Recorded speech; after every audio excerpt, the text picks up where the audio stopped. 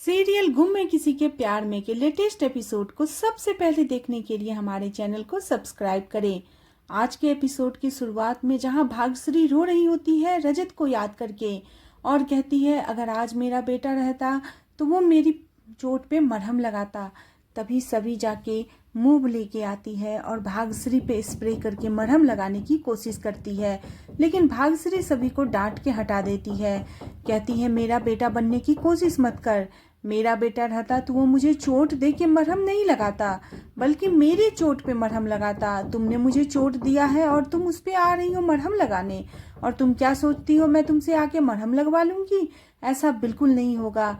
तभी कियान रोने लगता है और रिद्धि कहती है भाभी आप कियान के पास जाइए।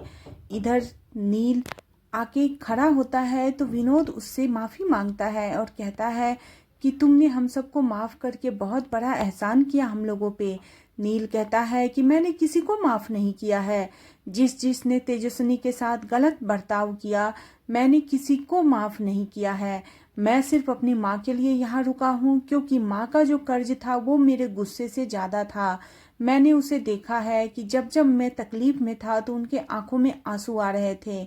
मैं सिर्फ अपनी माँ के लिए यहाँ रुका हूँ, बल्कि मैंने किसी को भी माफ नहीं किया। तभी जीतू काका आके उसे भगवान की मूर्ति देते हैं और वो मूर्ति को अपने सीने से लगा लेता है।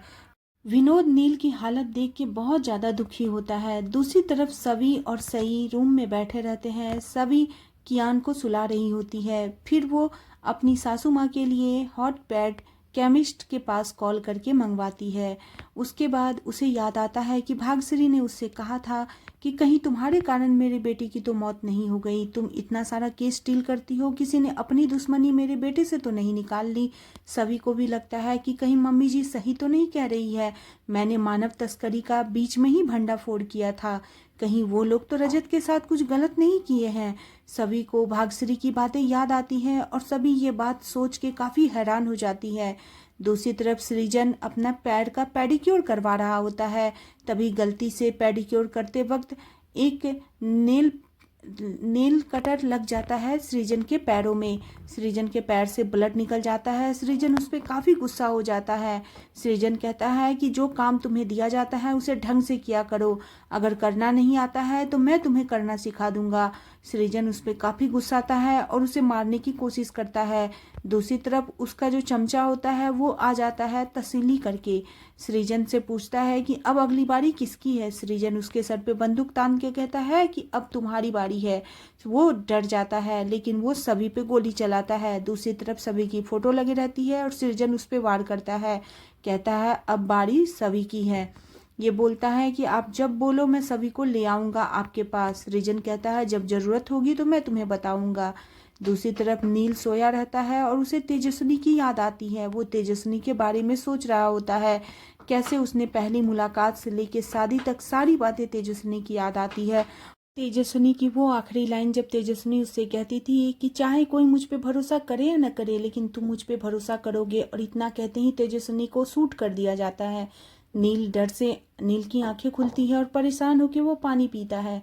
दूसरी तरफ सभी हॉट पैड मंगाती है और रिद्धि को देती है। कहती है मम्मी जी की शिकायत कर दो लेकिन मेरा नाम बिल्कुल मत बताना।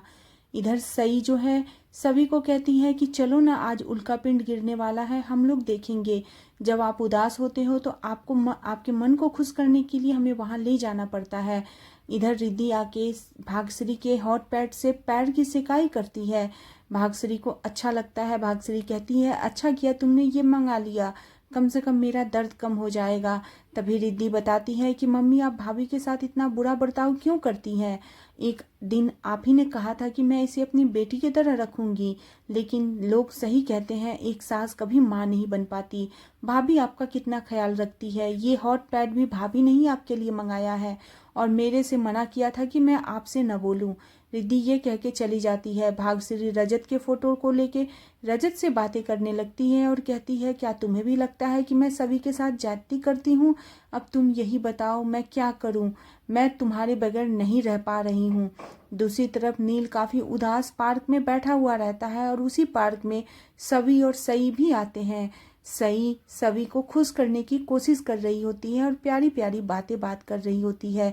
सभी कहती है कि जब रजत पापा थे यहाँ पे तो वो हमें यहाँ पे लेके आते थे और जो भी विश मांगते थे उनकी पूरी होती थी। मम्मा आप भी विश मांगो और आपकी यहाँ पूरी हो जाएगी।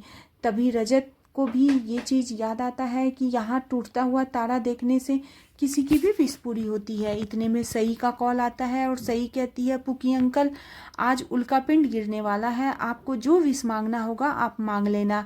तभी नील उल्कापिंड को देखता है और तेजस्विनी को याद करता है, कहता है मेरी तो अब एक वही विश है कि मैं जीते जी तेजस्विनी के बारे में कुछ नहीं कर पाया, कम से कम अब कर लूँ। तभी सई से फ़ोन लेती है और नील से बातें करती है। वो नील को थैंक यू कहती है और नील से उसका नाम पूछती है, लेकिन इतने में बादल गरजने की आवाज़ आती है और सई डर जाती है। नील अपना नाम नहीं बता पाता है और नील को भी तेजस्विनी की याद आ जाती है कि कैसे बादल गरजने से उसे डर लगता था। सई सभी से कहती है कि मम्मा आपको जो कुछ भी मांगना है मांग लो। नील भी उल्कापिंड के तरफ देख के तेजस्विनी को याद कर रहा होता है और काफ़ी दुखी हो जाता है। नील सोचता है कि काश आज तेजस्विनी मेरे पास होती, लेकिन मैं उसके लिए कुछ कर पाऊँ। रजत के लिए सभी भी उल्कापिंड से विश मांगती है और सई भी अपनी मम्मा के होठों पे हंसी के लिए विश मांगती है। तीनों अपना अपना विश मांगते हैं और तीनों ये चीज़ सोच के काफ़ी दुखी हो जाते हैं। दूसरी तरफ सई अनाउंस कर रही होती है घर में कि सब लोग हॉल में आ जाएं, रिद्धि बुआ ने बुलाया है। इधर सृजन भी उसके घर में आता है। सभी सृजन को देख के चौंक जाती है। सभी सृजन से पूछती है कि आप अभी के वक्त घर पे? तो सृजन बताता है कि मुझे रिद्धि ने बुलाया है। तभी सृजन भाग्यश्री को देखता है और पूछता है आपको क्या हुआ? भाग्यश्री कहती है जिसका जवान बेटा मर जाए उसका क्या ही हो सकता है। ये बात सुन के सभी काफ़ी दुखी हो जाती है। सृजन भाग्यश्री को संभालता है। तभी सृजन सभी को एक पैकेट लौटाता है और कहता है कि ये अब मेरे काम की नहीं है। तभी रिद्धि बताती है कि ये ज्वेलरी पैकेट इसलिए सृजन भाई ने वापस किया है कि मैं अब अमेरिका नहीं जाऊंगी। सभी रिद्धि पे गुस्सा हो जाती है, कहती है तुमने ये कैसे सोच लिया? रजत भाई और मेरा सपना था कि तुम अमेरिका जाके सीए बनो और तुम यहीं पे रहोगी।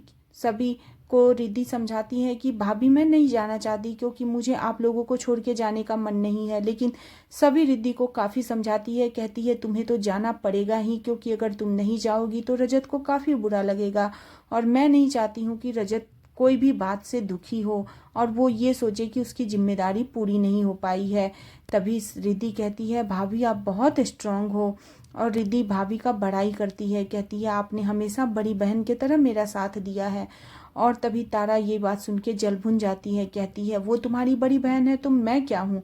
तारा काफ़ी गुस्से में होती है। सृजन कहता है कि सच में तुम लकी हो कि तुम्हें सभी जैसी भाभी मिली है। तभी सभी कहती है कि एक बात और, ये ज्वेलरी तो आपको रखना ही पड़ेगा। इधर रिद्धि अपने भाभी से कहती है कि भाभी मैं आपकी तरह बनना चाहती हूँ, मैं आपकी तरह हर चीज़ को संभालना चाहती हूँ। तभी भाग्यश्री कहती है कि बहुत बस हो गया, आप बड़ाई करना बंद करो। तभी कहती है भाग्यश्री कि तुम महान बनने की कोशिश मत करो। तभी सभी कहती है भाग्यश्री से कि मैं महान बन के ही क्या कर पाऊंगी। रिद्धि सभी को गले लगा लेती है और भाग्यश्री रिद्धि से पूछती है कि तुम्हारी टिकट कब की है? तो रिद्धि बताती है कि कल की टिकट है मेरी। इतने में सृजन ये सारी बातें सुन रहा होता है। तभी सृजन को सभी वो ज्वेलरी का डब्बा लौटाती है और कहती है कि आपने मेरी मदद की, इसके लिए आपका बहुत बहुत धन्यवाद। सृजन कहता है कि मैं ये चीज़ इसीलिए ले रहा हूँ कि तुम्हें बुरा न लगे, लेकिन मैं ये देख के काफ़ी खुश हूँ कि मेरा भाई तो नहीं रहा लेकिन परिवार की सारी जिम्मेदारी तुम चट्टान की तरह खड़ी होकर निभा रही हो। आज का एपिसोड यहीं पे ख़त्म हो जाता है। आने वाले एपिसोड में देखने को मिलेगा कि जहाँ सभी की किडनैपिंग हो जाती है और किडनैप करने वाला कोई और नहीं बल्कि सृजन का आदमी होता है और वो रिद्धि को भी किडनैप कर लेता है। जहाँ सभी को नील कॉल कर रहा होता है और सभी फ़ोन नहीं उठाती है तो नील को टेंशन हो जाता है कि आखिर सभी के साथ हुआ क्या। आज का एपिसोड आपको कैसा लगा प्लीज़ कमेंट करें और बने रहे सीरियल गुमे किसी के प्यार में। नेक्स्ट एपिसोड के लिए चैनल को सब्सक्राइब करना बिल्कुल न भूलें।